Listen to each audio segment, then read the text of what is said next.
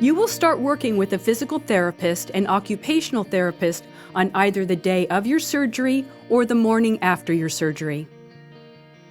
For every full day that you are in the hospital, physical therapy will work with you once to twice a day, and occupational therapy will work with you once a day. The physical therapist will work with you on basic mobility, such as getting in and out of bed, standing up and down from various surfaces, such as a chair or a bed, walking, stairs if needed, and exercises. The physical therapist will work with you to determine the appropriate assistive device to use during these activities. The occupational therapist will help you with the activities of daily living, such as bathing, toileting, and getting dressed. While lying in bed, you want your arm in front of your body and a pillow placed behind your elbow in order to protect your shoulder in front of your body. You will most likely have a shoulder sling on while you are in bed and out of bed initially. Your surgeon will let you know if you need a sling or not. We recommend that you practice getting in and out of bed while not using your operated shoulder prior to surgery. When standing up, scoot your hips to the edge of the bed or chair. Use your non-operated arm to stand up if needed. When you go to sit down, reach back for the surface with your non-surgical hand. You will most likely have a sling on. Frequent short walks are recommended.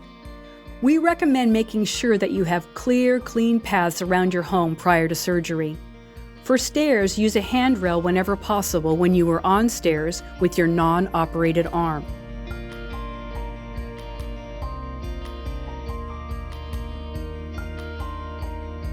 You may shower when approved by your doctor.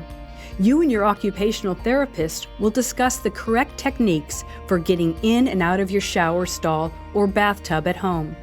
We often recommend grab bars, tub transfer benches, and shower chairs to reduce the risk of falling in the shower. Your occupational therapist will work with you on the appropriate techniques for getting dressed.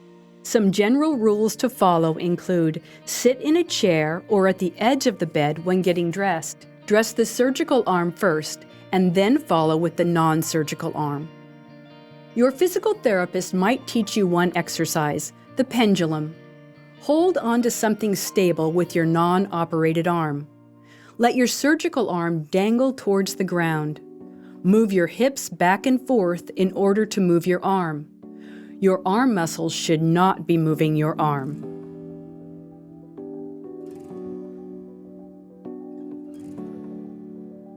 We hope you find this information helpful, and we look forward to meeting you and delivering an exceptional experience.